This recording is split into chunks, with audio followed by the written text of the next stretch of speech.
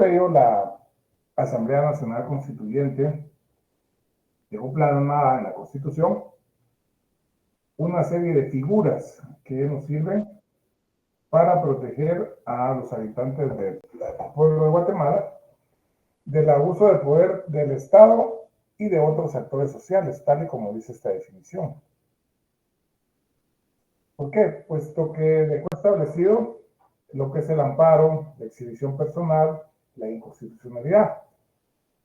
Y aparte de haberla dejado establecida en la Constitución, emitió el decreto 1-86 de la Asamblea Nacional Constituyente, la ley de amparo, exhibición personal y de inconstitucionalidad. ¿Por qué razón? Bueno, primero el amparo para proteger a las personas contra la arbitrariedad del Estado y de otros actores sociales.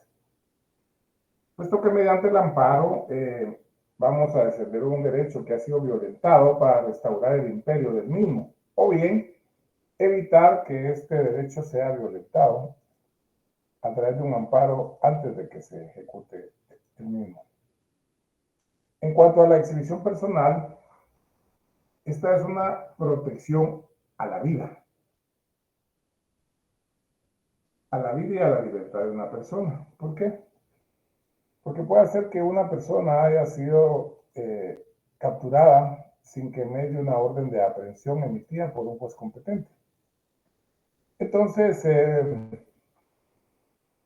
mediante la exhibición personal, vamos a determinar ese extremo. Si la persona está ilegalmente presa. Y si está ilegalmente presa, pues mediante la exhibición personal se ordenará su inmediata libertad y se certificará lo conducente al funcionario o funcionarios que se encontraren involucrados en dicha situación. Ahora bien, puede ser que la orden de aprehensión sí fue legalmente expedida por un juez, pero resulta que la persona está dentro de un centro de privación de libertad y esté sufriendo vejámenes, torturas, etc. Entonces también, para que cesen esos vejámenes, cesen esas torturas, se va también a declarar con lugar la exhibición personal. Y en cuanto a la inconstitucionalidad, la Constitución es clara, es un pacto social, le dicen algunos autores, o bien es la Carta Magna que rige a todos los guatemaltecos. Y está contenida por una serie de normas que posteriormente son desarrolladas en otras leyes.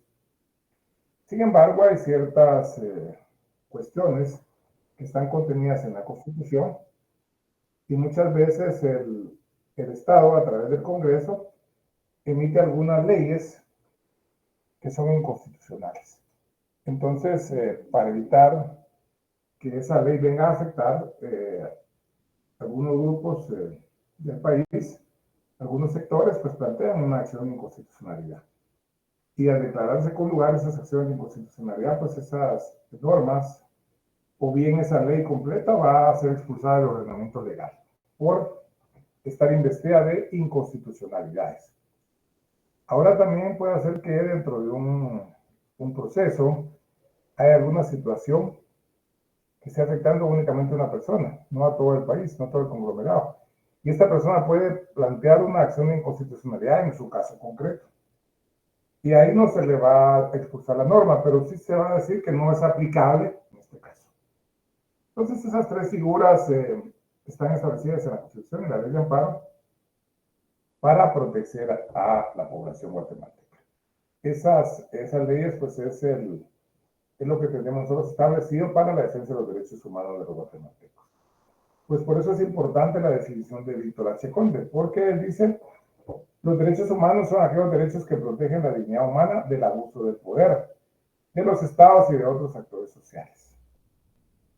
Es cierto, los derechos como tal, pero también deben existir instrumentos que permitan defender esos derechos y son como los tres al que les hice referencia anteriormente. E indica también este autor que la dignidad humana es aquel valor innato del ser humano que se toma como base jurídico-filosófica de los derechos humanos. Como podemos ver, siempre es importante el concepto de dignidad humana, porque es alrededor del cual pues, se giran todos los derechos humanos. Luego tenemos la definición de Ronnie López Contreras. Ronnie López indica que los derechos humanos son un conjunto de garantías y derechos inalienables. Derechos inalienables que tiene el hombre, basados en la dignidad humana. Basados en la dignidad humana que le son indispensables para su subsistencia como tal.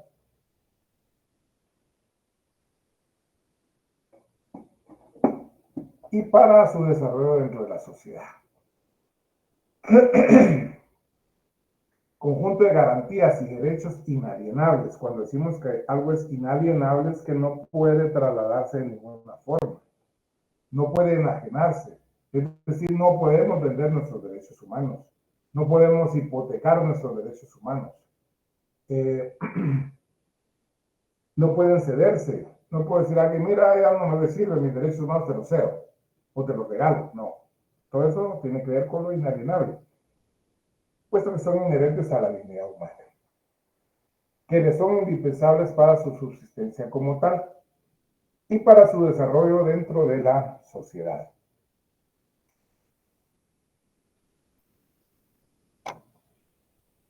Luego tenemos la definición de Pedro Niken. Pedro Niken indica que la noción de derechos humanos se corresponde con la afirmación de la dignidad de la persona humana. Vuelve a aparecer el concepto, ¿verdad? Dignidad humana. Frente al Estado. La noción de derechos humanos se corresponde con la afirmación de la dignidad de la persona humana frente al Estado. El poder público debe ejercerse al servicio del ser humano. Es decir, que el Estado en el ejercicio del poder público debe estar al servicio del ser humano y no violentarle sus derechos. Es decir, que no puede ser empleado lícitamente, bajo la figura de la licitud, para ofender atributos inherentes a la persona. Debe ser el vehículo para que ella pueda vivir en sociedad en condiciones consonas con la misma dignidad. La palabra consona tiene que es sinónimo de conformidad. En condiciones de conformidad con la misma dignidad que le es consustancial. Es decir, que las tres definiciones, si podemos observar, siempre giran en torno a la dignidad humana.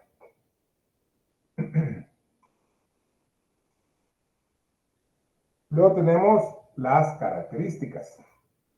La primera de ellas se denomina universalidad. Por ser inherentes a la condición humana, todas las personas son titulares de los derechos humanos. Todas las personas que vivimos en este globo terráqueo, que vivimos en este mundo, somos titulares de los derechos humanos. Alguien puede vivir en Alaska, otro puede vivir en el Cono Sur, otro puede vivir en África, etc. Pero todos los que vivimos en este planeta somos titulares de los derechos humanos. A eso es que a lo que se dirige la característica denominada universalidad. Independientemente o sin distinción de color. Es decir, puede ser alguien de tez morena, alguien rubio, alguien alto, alguien bajo, no importa. Los derechos son los mismos, independientemente de su color de piel, independientemente de su sexo, independientemente de la religión que profese, su condición económica. No puede ser que una persona que tenga más recursos tiene más derechos que una que tiene menos recursos, no. Los titulares de los derechos. Todos somos titulares de derechos y tenemos los mismos derechos todos. Luego, también por la condición social o idioma, igual, la universalidad abarca todo. Luego tenemos la otra característica, se denomina transnacionalidad. En concordancia con la universalidad de los derechos inherentes a la persona humana, sería incongruente estimar que los mismos dependen de la nacionalidad. Es decir, que los que vivimos de este lado del mundo vivimos en un continente que se llama América, que se divide en Norteamérica, Sudamérica, Sudamérica, el Caribe, etc.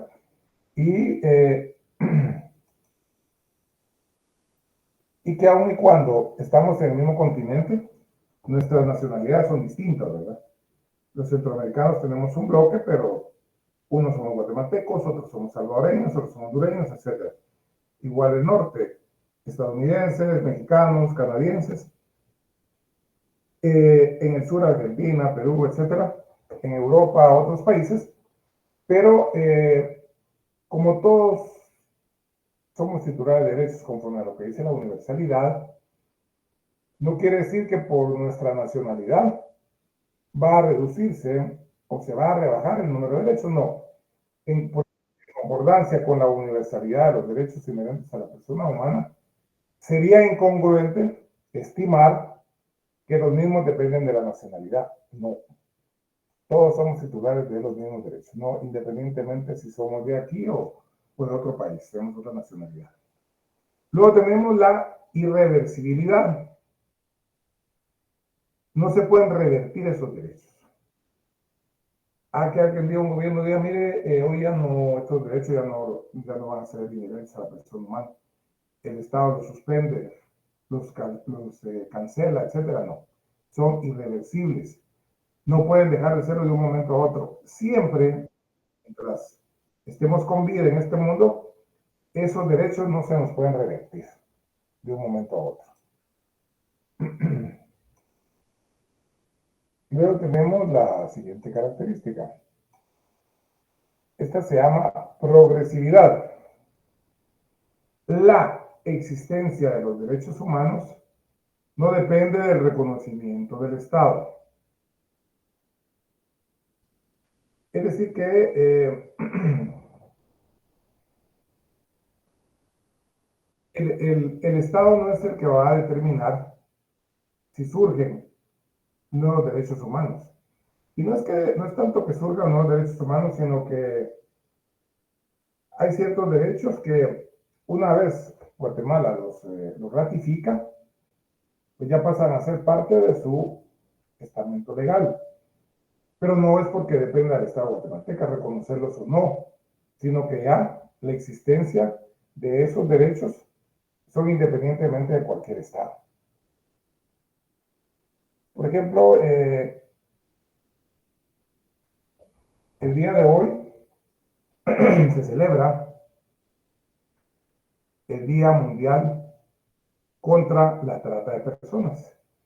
Y eso se conmemora en muchas dependencias del sector justicia.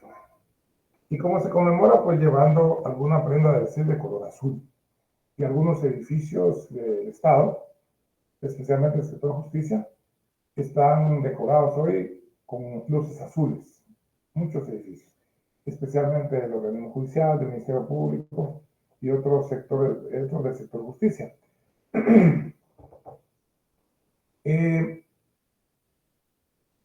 Estos derechos, digamos, el derecho a no ser objeto de trata por parte de alguien, porque cuando alguien es sujeto de trata, pues se le están limitando su libertad, el derecho humano a la libertad, a la movilidad y a otros, ¿verdad? Pues resulta que cuando se tipificó por primera vez el delito de trata, fue conocido como trata de blancas. Es decir, que ese delito solo se cometía en gente de tez blanca, especialmente mujeres. Pero ¿por qué pasaba? Lo que sucedía era que había gente del oriente, jeques y gente así, que en ese tiempo pues tenían otros nombres, ¿verdad? Podían ser soberanos, reyes, etc. Pero su población era de tez morena. Pero ellos querían conocer a alguien de tez blanca. Entonces ahí es cuando surgen bandas que secuestran a mujeres de tez blanca y las llevan hacia esos lugares, hacia esos reinos. Y es ahí cuando la humanidad empieza a reconocer el delito como trata de blancas. Porque el delito de trata siempre es para explotar a las personas, especialmente en el ámbito sexual. Hay otros ámbitos que se dan, pero con ese empezó, ¿verdad? Con ese se inició. Entonces se daba el delito de trata de blancas. Pero eso fue evolucionando, fue cambiando. Entonces ya es objeto de trata cualquier persona, independientemente del color de su piel, su origen, etc. Entonces fue necesario eh, crear esas convenciones, esos convenios contra la trata de personas. Y es así como en nuestro país, eh, como les digo, no depende del conocimiento del Estado, sino el Estado lo que hace es establecer los medios necesarios para combatir ese flagelo del delito de trata. Y por ello, el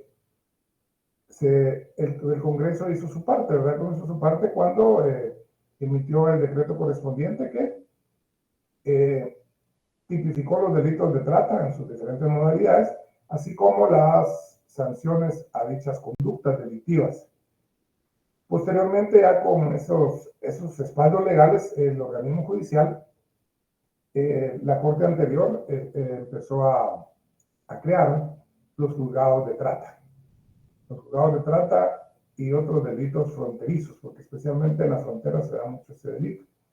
Y el día de hoy se inauguró la sala de apelaciones de trata, la sala de la Corte de Apelaciones de Trata, que va a conocer en apelación de las resoluciones o sentencias de los diferentes juzgados de trata del país, porque es la primera corte de apelaciones, así fue como empezó la sala de la niñez y adolescencia.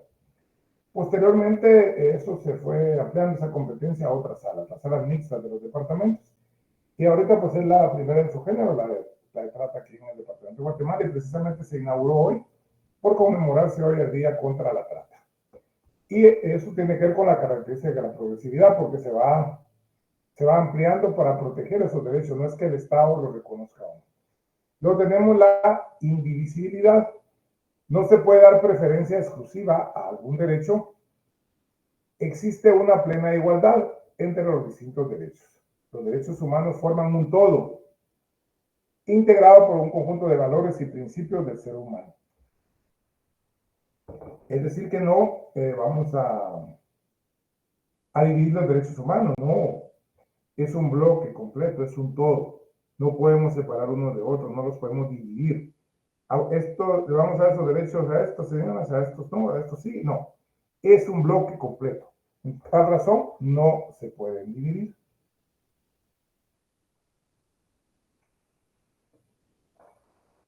La característica de la interdependencia o interdependencia. Los derechos humanos se complementan entre sí, se relacionan y se apoyan. Estos derechos no se pueden concebir uno sin el otro. Lo que hablábamos de la anterior característica, ¿verdad? Que son un todo, son un bloque. Entonces, van siempre de la mano, van al mismo nivel los derechos humanos, ya que unos complementan a otros y vienen a relacionarse y apoyarse. Imprescriptibles. Cuando hablamos de prescripción, siempre tiene que ver el tema tiempo o transcurrir del tiempo. Por ejemplo, nosotros conocemos la prescripción en el derecho, ¿verdad? La prescripción positiva y la prescripción negativa. La prescripción positiva es adquisición de un derecho por el transcurso del tiempo, mientras que la prescripción negativa es la pérdida de un derecho por el transcurso del tiempo, pero siempre tiene que ver con el tiempo. Pero los derechos humanos es igual. Estos son imprescriptibles. No se pierden por el transcurso del tiempo. Es decir, aquí no hay ni positiva ni negativa. Simplemente no se pierden por el transcurso del tiempo porque son imprescriptibles. Por la misma naturaleza o esencia de los derechos humanos. Estos no pueden limitarse por alguna causa o circunstancia temporal. No puede el Estado decir, miren, le voy a suspender su derecho humano a tal cosa. No. Diferente es cuando se dan algunos estados de excepción, de sitio, de calamidad, etcétera, que por facilitar el trabajo de las autoridades estatales se limiten ciertos derechos, pero no que eso va a ser todo el tiempo, ¿verdad? Es un tiempo determinado, 15 días, 30 días, como sucedió con la pandemia, pues que se decretaban estados de sitio para evitar más contagios. Y aún así hubieron bastantes contagios, porque la mayoría de gente pues, se tuvo que ir a su casa, no se podía laborar, porque para evitar el contagio, para proteger a la población. Entonces ahí le estaban protegiendo el derecho a la salud y el derecho a la vida. Que aun y cuando los derechos humanos se complementan, se relacionan y se apoyan, pero ¿qué era más importante en aquel momento? Proteger la salud y la vida, no la locomoción y otras cosas, ¿verdad? Y eso pues al final permitió que se empezara el teletrabajo en muchos lugares y hay algunas personas que siguen el teletrabajo, ¿verdad? Y eso también ha permitido que esas personas no sufran el tráfico, pues pueden trabajar desde su casa, ¿verdad? Bien, luego tenemos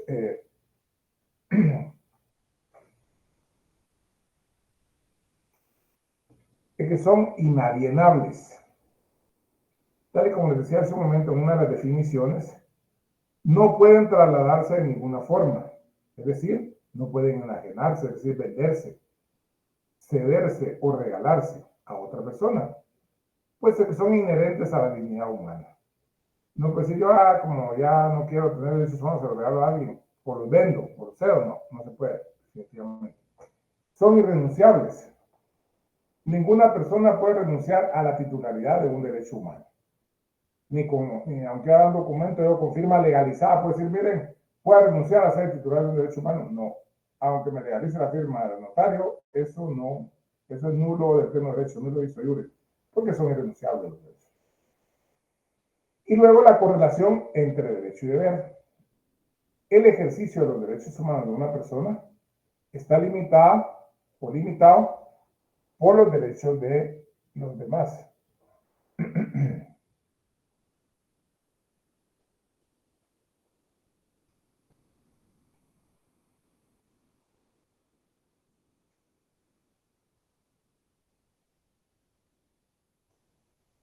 Luego tenemos, aparte de la definición que hacíamos mención de los tres autores, hay otro tipo de definiciones, conforme a la lógica y la religión. Dentro de ellas tenemos las que se denominan tautológicas. Esta clase de definición produce una repetición de lo que a una simple operación conceptual se puede sustraer, puesto que indica que los derechos humanos son todos aquellos derechos que posee el hombre, por el simple hecho de ser hombre. Asimismo, se dice que los derechos humanos son los derechos que poseen los seres humanos. Con esta definición no se logra puntualizar lo que en realidad son los derechos, objeto de nuestro pequeño estudio. Luego tenemos las formales. En cuanto a la definición formal de los derechos humanos, quizá un poco más específica que la anterior, pero sin caer en los elementos sustanciales. Se puede indicar que son aquellas que se fundamentan en una operación plegada a la formalidad de los derechos del hombre, como por ejemplo el conjunto de normas jurídicas que tienden a proteger los derechos o facultades del ser humano. Luego tenemos las teleológicas. Esta definición lo que sustenta es el fin esencial de los derechos humanos, los cuales se deben basar en la libertad como la posibilidad natural del hombre de actuar sin faltar el respeto y de la dignidad. Lo que se persigue decir es que el hombre es un fin en sí mismo, logrando a través de la libertad y dignidad como los valores supremos e inseparables de todo ser humano. Y finalmente tenemos las denominadas definiciones descriptivas. En cuanto a una definición descriptiva, a la que nos ocuparemos para poder indicar los elementos sustanciales de los derechos humanos, se funda en la corriente teleológica y va acompañada de los elementos que se pretenden hacer notar. Consiste en las facultades y prerrogativas que tiene el hombre para poder realizarse como tal, fundamentándose en la libertad, la igualdad, la seguridad y la justicia, como valores superiores del hombre reconocidos por el derecho.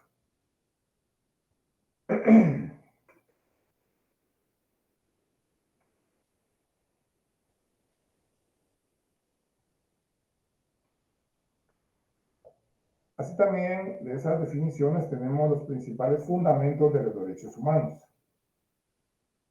El estudio para determinar las razones o las causas de los derechos humanos no ha sido uniforme, sino todo lo contrario, a raíz de la evolución histórico constante que se ha sostenido.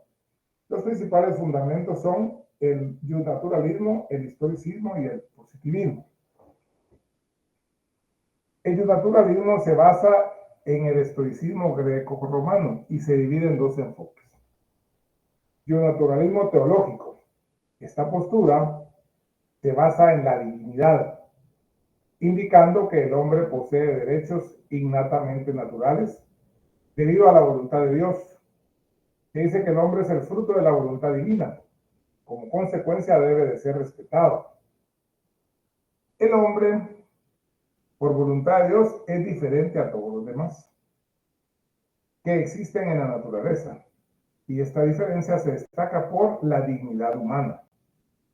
Esta concepción ha sido utilizada por la Iglesia Católica en varias encíclicas papales desde 1891 hasta en los tiempos del Papa Juan Pablo II en 1993. Luego tenemos el naturalismo racional. Manifiesta que los derechos humanos son fruto directo de la naturaleza y que el hombre se diferencia del resto de animales debido a la voluntad y a la razón que posee.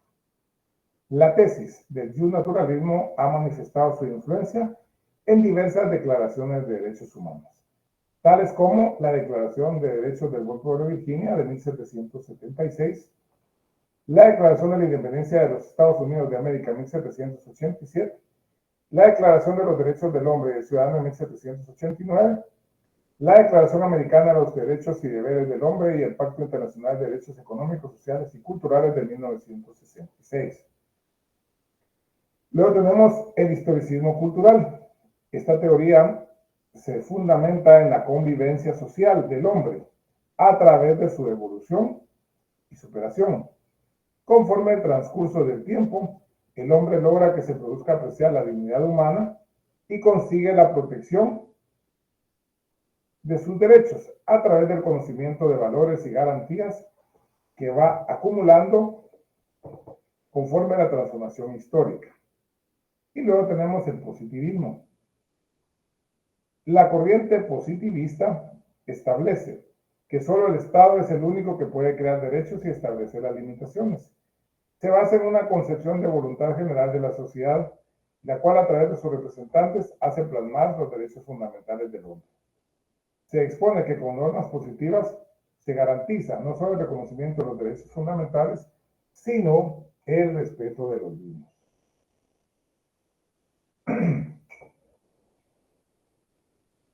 Luego tenemos que, al buscar los aspectos filosóficos de los derechos humanos, nos hace recabar la esencia, naturaleza y propiedades de los que componen esta clase de derechos, tomando como base lo relativo al ser, las causas, valores y los fines de los mismos.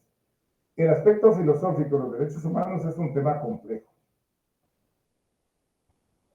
Dentro de ellos tenemos el ontológico, la ciencia del ente, que tiene como propósito considerar las características esenciales del ser, en este caso los derechos humanos.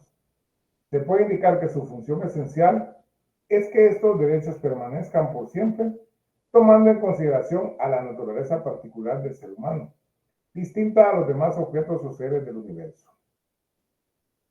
Etiología o etiológico. Lo que se busca con la etiología es determinar la causa básica de la existencia de los derechos humanos, y para ello determina que la fundamental causa de la existencia de esta clase de derechos es la dignidad humana, con el objeto de que el hombre pueda desarrollarse y obtener los fines deseados en cualquier tipo de sociedad.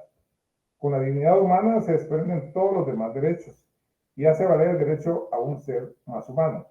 La dignidad humana supone el valor básico y esencial de los derechos humanos.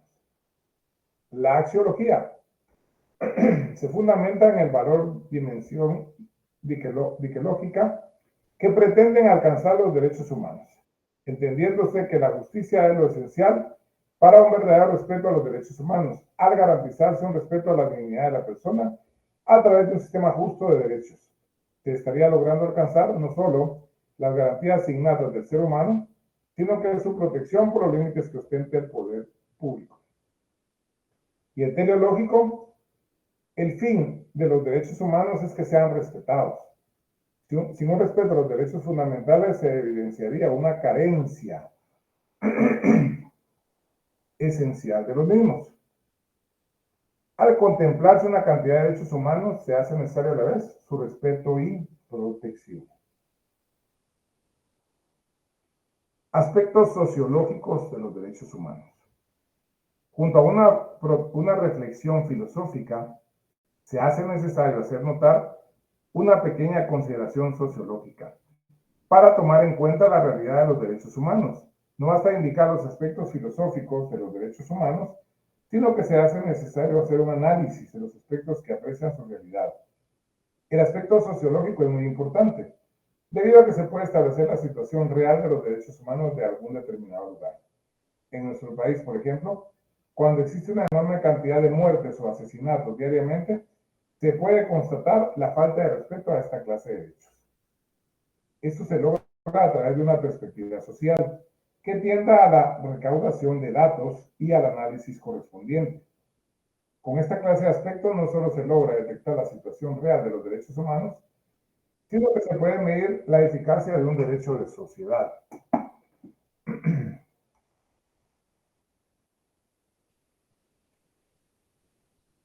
Eso sería en cuanto a la clase de hoy. El viernes empezaríamos este otro tema, las fuentes de los derechos humanos.